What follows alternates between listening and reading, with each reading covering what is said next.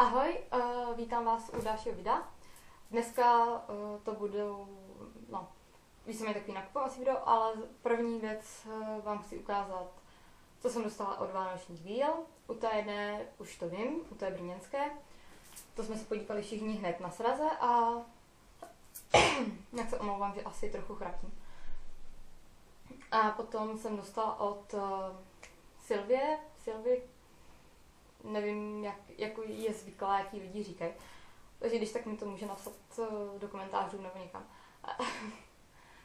Protože nemá žádnou přezdívku. A dostala jsem tam balíček a slíbila jsem si, že ho otevřu až o Vánocích. Včera byl 24. dneska 21. jsem u přítele. Za mnou je vánoční stromek, takže to budu otvírat přímo pod vánočním stromkem. A ještě vám ukážu 3 věci, které potom už se mi nechcou schovávat do nákupů a novinek, nebo bych je musela přinášet a je to obrovská.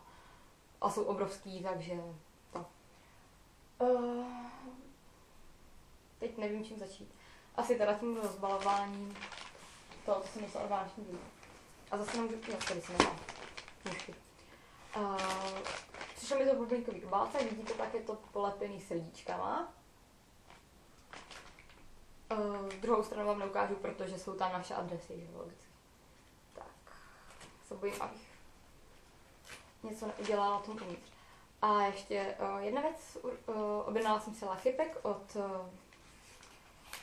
Mety, takže bude potom otvírání lachypeku někdy, až to dostanu, což nevím kdy, protože to vypadá, že jsem tam s tím měla menší problémy. Ježíš, takový krásný dopis. Pak se přečtu, protože bych tady s tím zdržovala, ale podívejte, jak krásný dopis. Vím, že právě Sylvie dávala návod na výrobu tady těchto krásných dopisných papírů. Takže mám úplně úžasný papír. Ježíš, to je úplně úžasný, když vám přijde takhle prostě na takový papír nádherný dopis. Takže pak si to přečtu.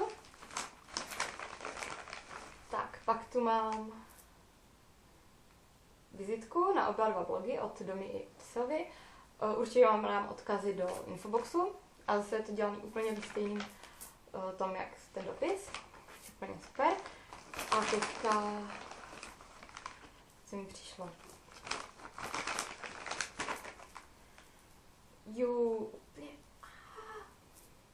Tohle je přesně to, co jsem milovala, co jsem úplně obdivovala na tom blogu. Myslím, že to tam dala, nevím jestli Domy, ale Sylvie určitě na ten svůj blog. Tady tyhle nádherný mašličky, já nevím, jak tam držet, aby to bylo vidět, jak jsou 2. Abych to nezakrývala. Tak. Takhle.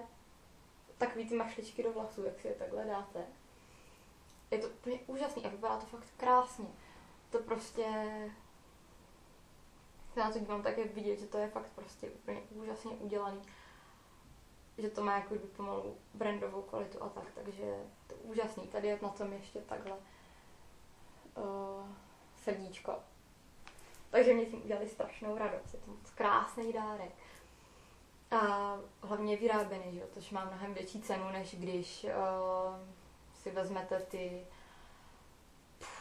prostě když to je koupený, což je třeba já zase musím přiznat, že jsem jako vlastně všechno koupila do vánoční víly, do brněnské ne, tam jsem i vyráběla, ale do té víly té celostátní nebo celorepublikové, tak tam jsem jenom nakupovala, takže jsem to zase koupila třeba víc, abych víc kvůli tomu právě, že mi bylo líto, že nic nevyrábím, což má větší hodnotu zase jako větší hodnotu prostě psychickou, emocionální, chápete, jak to myslím. Takže mě to udělalo strašnou radost, protože je to vyrobený a je to fakt úplně krásný. To bylo vidět, tak.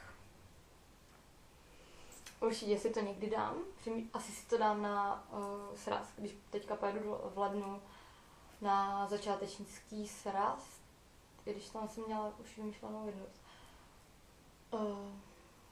No uvidím. Buď si dám tohle na ten začátečnický sraz, anebo teda to jsem nevymyslený, ale uvidím. Ale strašně děkuji, je to nádherný dárek. A teď to jsem dostala od vánoční víly brněnské.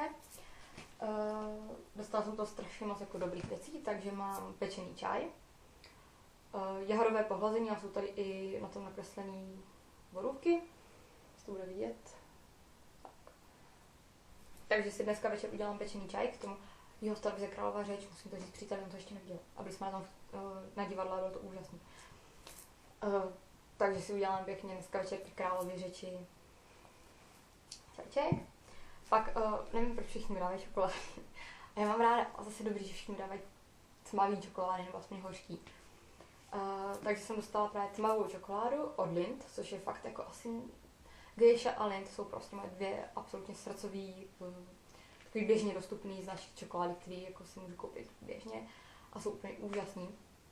Ale tady ta s pomerančema, takže strašně děkuju. Akorát ty čokolády jako louskám tak jako měsíc jednu. A dostala jsem asi, a mám doma asi 2, no mám doma 3 teďka. Takže to bylo, máme trochu vystaráno. A pak tady to asi bude mít i někde prodejnu v Brně, protože vím, že nám i učitelka, že jsem právě vyhrála v jednom testu ve škole z toho obchodu, ale kdyby to tak adresa je www.svitovačokoláda.cz, já mám zase do infoboxu, je to nějaká hořká čokoláda 80%, myslím, 88, tyjo. Jsem zvědavá, jsem měla zatím nejvíc 85. Takže taková malá hořká čokoláda, fakt tmavá, 88%. Jsem nej strašně zvědavá a já jsem tady z těch stránek vyhrála ve škole čokoládu, myslím, že mléčná s oříšky, ale byla jako místo s cukrem nebo jakože prostě s tím, tak byla se stéví, což je úplně úžasný. Byla strašně dobrá. Takže určitě, jako pokud budete chtít třeba pro někoho dárek, tak myslím, že tohle je super, tady ty stránky. A jsem na to právě strašně zvědavá, že tohle je sice jiná značka, než ta, co byla se steví, ale taky to určitě bude dobrý. Takže mám čokoládu, čaj, pak malou panenku, porcelánovou, nevím, jak tam bude vidět, ale úplně úžasná, dají se jí hýbat, ta trošku vrže, ale dají se jí hýbat prostě nožičkama, ručičkama, a tak, takže úplně úžasná, si tady někde u přítela nechám, dám si to někde vystavím. Pak ještě jednu věc, která je úplně úžasná. A slečna, co mi to dávala, no to organizuje, takže vím, kdo mi to dával. Vzhledem k tomu, že jsem já přiřazovala to, tak nevím, jestli jako typu, že ona taky jako bude tušit. No, takže jako děkuji Jinají, zase vám dám blok do toho, za tady tuhle úžasnou věc. Je to fakt vyšitý, ručně vyšívaný, tady prostě štěpřeplněná krajka. Králík z Alenky v říši divů. Od tady to je fakt vyloženě ten, že to byl jako důstar palce od Disney. A je prostě úplně úžasný, strašně se mi líbí, takže s přítelem potom budeme mít, až se ten byt bude rekonstruovat, což nevím, kdy bude, ale si tenhle rok, příští rok nebo ještě potom někdy. Ale víceméně máme jistý, že ta že ložnice bude do černo, určitě tam bude černý stůl a bílý skříně. Takže určitě bude černobílá. Takže tohle se tam bude úplně skvěle hodit, to tam potom, až to bude hotový, tak se tam pověsím na zeď. Takže jsem za to strašně ráda, je to fakt úžasný. A muselo jí to dát strašně moc práce. Takže mi to udělá strašnou radost. A potom další věc, co je na sebe, to musím otevřít. V pytlíku. Já jsem si zrovna namazala ruky krém, tak to jde hůř. Tak. Jsou náušničky a jsou úplně úžasný. Hned vám ukážu. Takhle cupcakey. To bude nějak vidět, snad jo. Prostě cupcakeový náušnice a jsou úplně úžasný. Takže myslím, že tenhle rok jako vánoční víly úplně super. Všem vám strašně moc děkuju za dárečky, protože jsou úžasný. A teď vám teda ještě, stejně keď jsem celkem dlouho, pak to tam vrátím. A teď vám teda ukážu ještě věci, které už jako nechci schovávat, nebo které prostě to. Ještě jsem dostala od přítele a potom bude zase určitě nákupy, no prostě v tomhle případě spíš dárky za prosinec. Takže doma jsem dostala takovou svíčku, nevím, jak se to bude vidět. V tom malém displeji prd vidím. No, je tady napsané moje jméno, což asi myslím, že ten displej to hází obráceně, takže to bude asi dost možná jako zrcadlově. A hlavně jsem mohla otevřít už.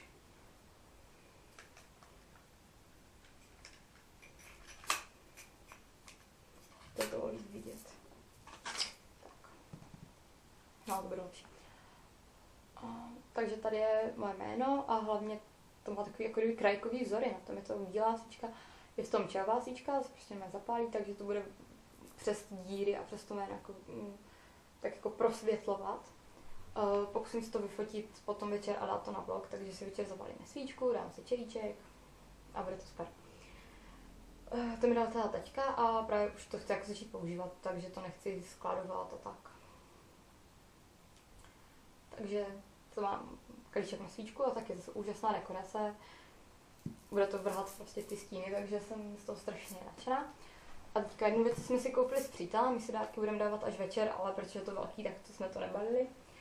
A je to povlečení na postel s Mickey Mousem a Minnie a jsou takové dvě, jak to bude vidět. Tak. A jsou to dvě části.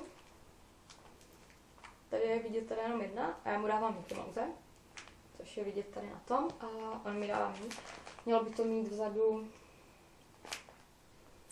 zkusím přiblížit. Tady je vidět obě dvě ty půlky povlečení a jak se můžou použít. Jakože tady je, jak se pusinkujou Mickey Mouse Minnie, druhá možnost a když se rozejdou, když se pohádáte, tak si to povlečení můžete tak rozdělat, aby i podle povlečení bylo vidět, že jste se pohádali.